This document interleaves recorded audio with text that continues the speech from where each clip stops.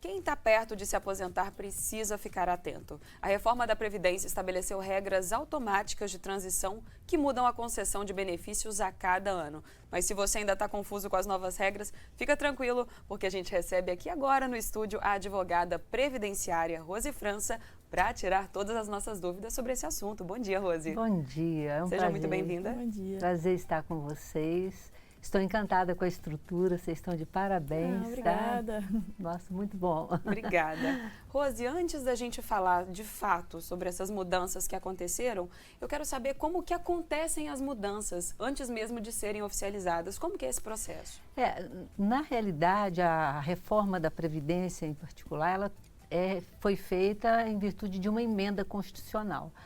Nós tivemos, nesses últimos 30 anos, cerca de 7 emendas que impactaram muito o cidadão. Foram emendas que alteram os salários dos desembargadores, a forma de aposentadoria dos servidores públicos, mas dessas duas, tivemos duas importantíssimas, que foi a emenda constitucional número 20, lá de 98, que assim foi uma mudança radical, e tivemos agora a emenda constitucional número 103. Quando a gente fala de reforma da Previdência, reforma significa mudança. Então, mudou tudo. É como se a gente, que é advogado mais velho, que milita, né, no direito previdenciário, passasse uma borracha e nós estivéssemos começando. Principalmente essa reforma, essa última, agora a emenda constitucional 103, ela foi muito impactante e muito difícil até de ser entendida, porque a Previdência Social, ela tem muitas instruções normativas. Essas instruções normativas, elas formalizam, administram como a lei vai funcionar. O direito é interpretativo, então às vezes eu leio e interpreto de uma forma, você vai interpretar de outra, então precisa de ter algumas regulamentações. E foi isso que aconteceu. Essa emenda constitucional impactou, mudou e dificultou muito para a pessoa aposentar. Então, tudo que a gente vai falar de aposentadoria precisa de cálculo. Vamos destrinchar os pontos aí dessa mudança, começando pela aposentadoria por idade, no caso dos homens. Alguma coisa mudou nesse sentido? Não, para os homens não mudou. Os homens continuam precisando de ter 65 anos de idade e 15 anos de contribuição. Então, para os homens, a aposentadoria por idade não alterou nada. E já para as mulheres, quanto ao pedido de aposentadoria, o que mudou, Rose? Para as mulheres, nós fomos inseridas a uma regra de transição. Essa regra de transição começou a cada um ano, né? 6 meses, como é que é? Um ano aumenta 6 meses na idade da mulher. Então, em 2019, a mulher precisaria de ter 15 anos de contribuição e 60 anos de idade. 2020, 15 anos de contribuição, 60 anos, 6 meses. E isso foi a cada ano aumentando 6 meses. E hoje, nós mulheres precisamos de ter 60 anos de idade, 62 anos de idade e 15 anos de contribuição. Não adianta, a mulher pode ter 70 anos de idade, mas se ela não tiver 15 anos de contribuição, ela não vai se aposentar. E o que mudou de 2022 para 2023 na regra dos pontos? Você aproveita e explica para a gente o que é essa regra dos pontos. A regra dos pontos é uma regra que soma a sua idade e o seu tempo de contribuição. Então, é uma regra progressiva. Hoje, a mulher tem que ter, acho que 58 anos de idade, mais 30 anos de contribuição. O homem, 93 anos, tem que somar 93, a idade mais o tempo de contribuição. Então, um homem que tem 35 anos de contribuição, ele tem que ter 65 anos de idade. Se ele tiver 34 anos de contribuição, ele vai ter que ter 66 anos de idade. Essa é a regra dos pontos.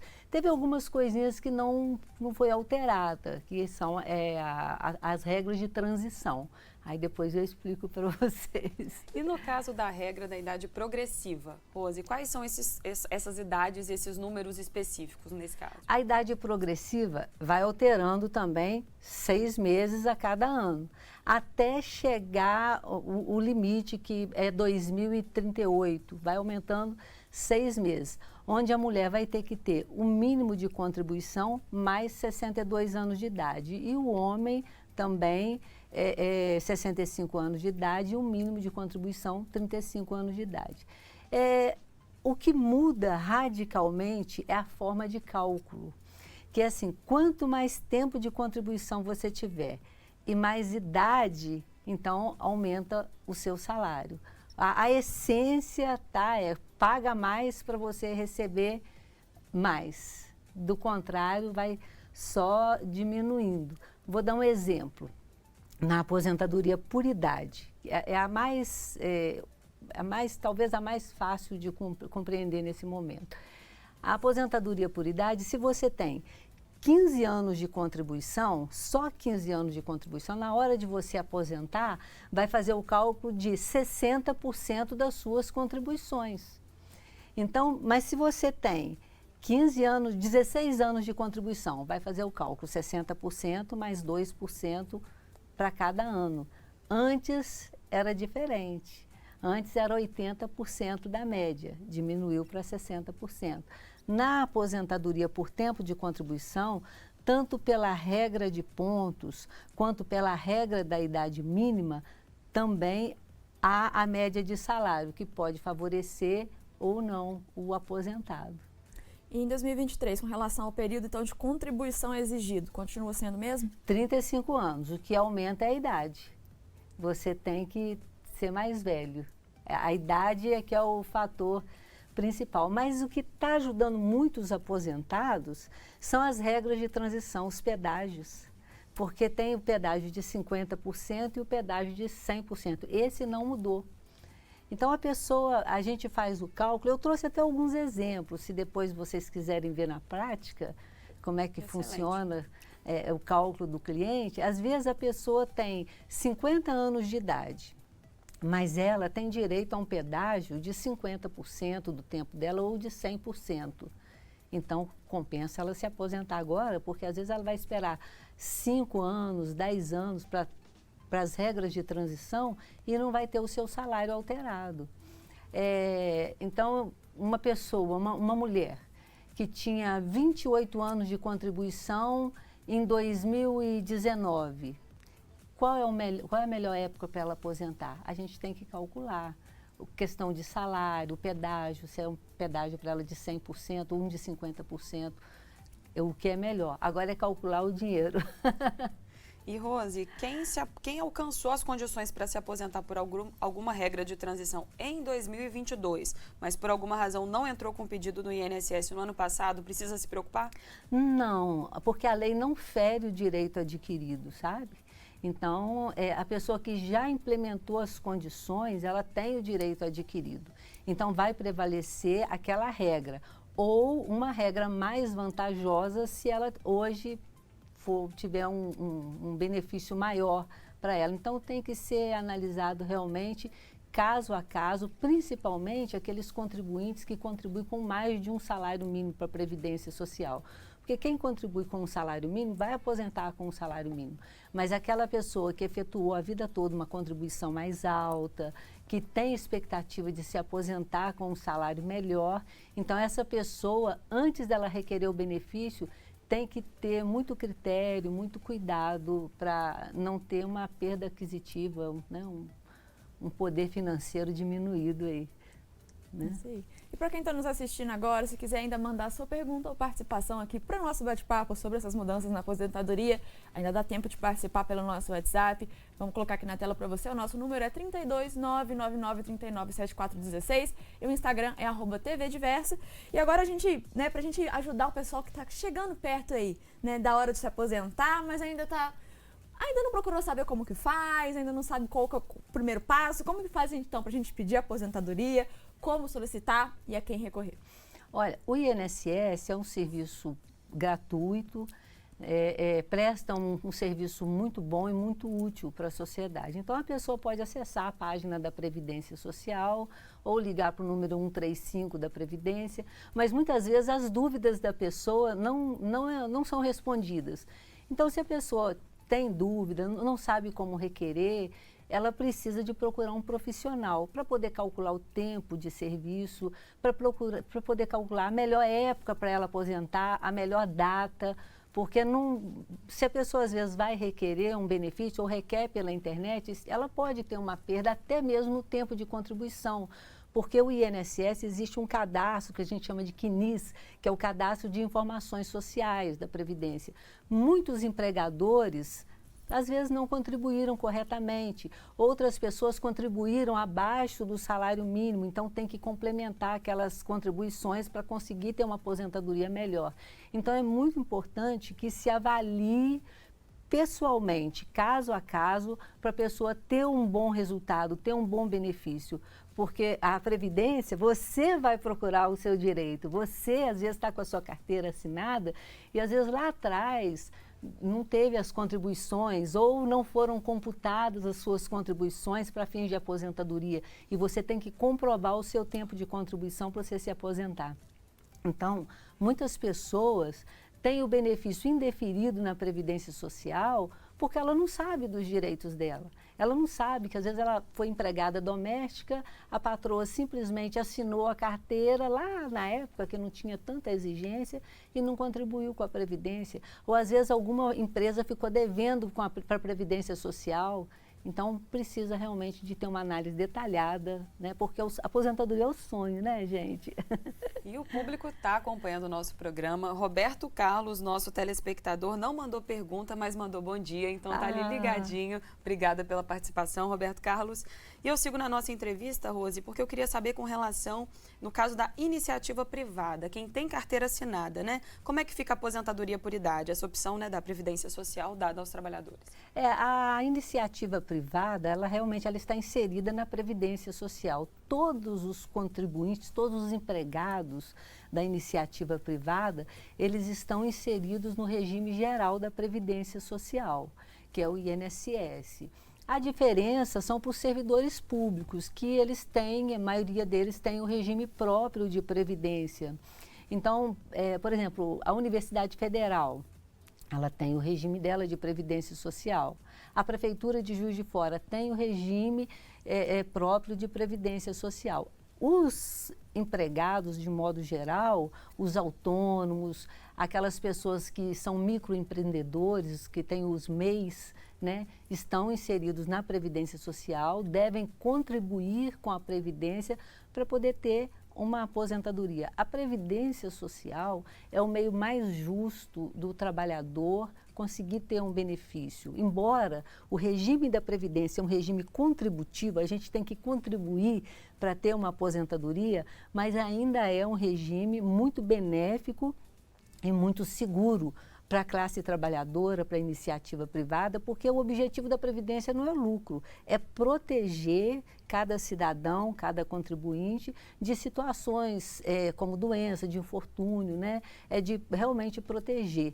Então, eu aconselho todos que contribuam com a Previdência Social, porque se você contribui, se você tem a carência, ficou doente, teve algum problema, você tem o seu direito assegurado pela Previdência. E se antecipar, né? Já se preparar para qualquer imprevisto. Sim, preparar. E é muito interessante, porque às vezes a pessoa sonha, eu vou passar num concurso e eu não quero Previdência, porque eu vou passar num concurso, vou ficar com um regime próprio. Só que o período que ela contribuiu para a Previdência Social é que ela pode averbar no serviço público. Então não vai ser perdido. Não é perdido. Além da segurança, né? Tem também a questão que você pode averbar o tempo de serviço para as famílias. Às vezes a pessoa, acontece muito, é muito comum de acontecer isso, o chefe de família ou a esposa, eles ficaram desempregados, pararam de contribuir com a Previdência. Ficou doente ou veio a óbito, às vezes tem filho pequeno, não consegue a pensão, por quê? Porque não tem a qualidade de segurado na Previdência.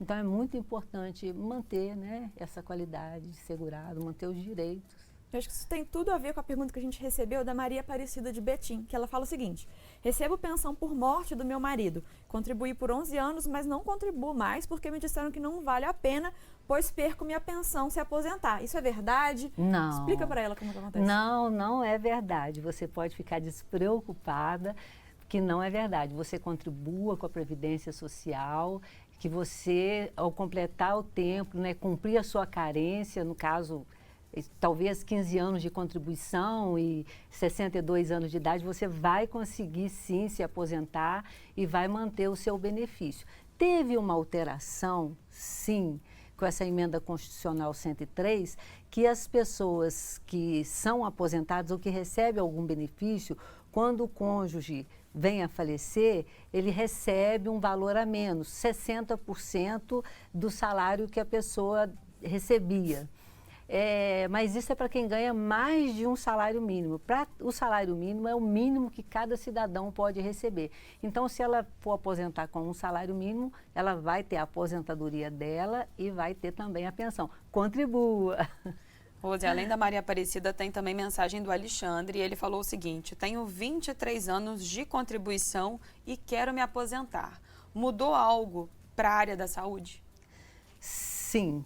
A aposentadoria especial teve também, tem o fator de transição, o fator de idade, e não dá para a gente poder falar que todos os servidores, todos os funcionários da saúde têm direito. É preciso de analisar. Eu aconselho que ele busque o PPP, que é um documento que a empresa emite para poder demonstrar que ele está exposto a vírus, bactérias, fungos, que ele trabalha numa área insalubre, para poder ser analisado caso a caso. E a outra pergunta que a gente recebeu é do Marcos de Contagem, e ele perguntou o seguinte: tenho processo contra o INSS por causa de auxílio-doença e continuo trabalhando, consigo me aposentar? Ele está com um processo de auxílio-doença e continua trabalhando? Ele tem um processo contra o INSS por causa de auxílio-doença, continua trabalhando, consigo, é a pergunta que ele fez. Olha, o tempo de auxílio-doença, que ele recebeu o auxílio-doença, ele irá somar esse tempo para fins de tempo de contribuição. Ele vai receber do INSS o período que ele ficou doente, porque o auxílio-doença é justamente para isso. A pessoa contribui, não está em condições de trabalhar, ficou doente, então ela vai receber o auxílio-doença. A partir do momento que ele readquiriu as condições para retornar ao trabalho e está trabalhando, então esse benefício dele vai ser cessado. Ele vai receber, sim. Se ele passou na perícia judicial, na perícia médica judicial, ele vai receber o benefício dele, auxílio-doença, no período que ele ficou doente, que ele estava doente. O período que ele adquiriu, retornou às atividades dele, não faz sentido. O auxílio-doença é só para quem é doente.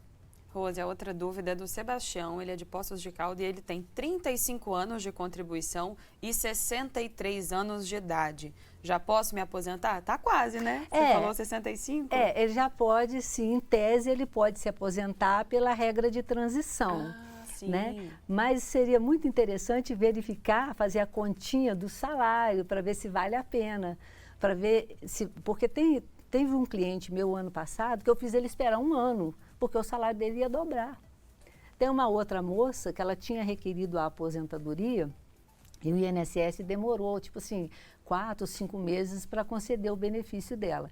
Então, quando concedeu, ela tinha ido me procurar, eu falei com ela, você não recebe, renuncia esse benefício, porque o salário dela aumentou assim, R$ 1.500.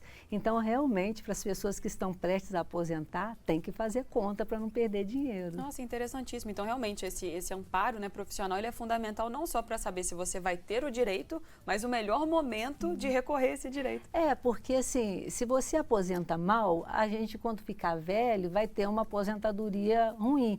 E justamente na época que a pessoa idosa mais precisa, porque faz uso de medicamento e vai aposentar mal, então a aposentadoria tem que ser programada para poder não ter uma perda aquisitiva. Às vezes a pessoa espera mais um ano, mas ela tem um benefício muito melhor. Ou, às vezes a gente fala, olha, aposenta agora, porque se você esperar 5 anos não vai aumentar em praticamente nada.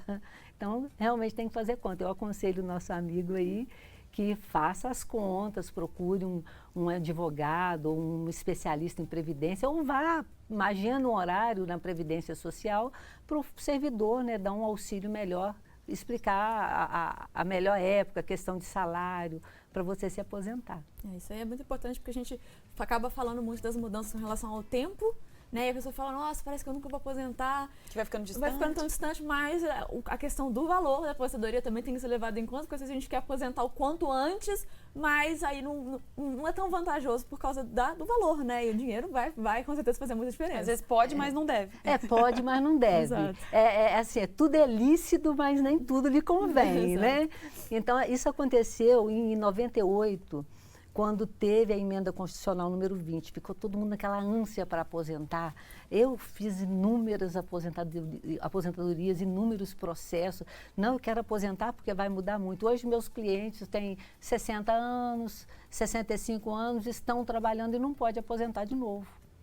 E às vezes hoje iria aposentar com um salário muito maior, ou há 5 anos atrás. Então tem que realmente fazer cálculo, tem que ter cuidado, porque os nossos sonhos têm que ser bons sonhos, porque será a nossa realidade no futuro. Sim, e além desse auxílio profissional que ajuda muito, também tem a tecnologia ajudando a gente. A plataforma do Meu INSS foi criada pela Previdência Social para facilitar a vida do grande número de segurados pelo INSS. Essa plataforma é essencial para agilizar os atendimentos das agências físicas e evitar o deslocamento do segurado até uma agência do órgão, olha só.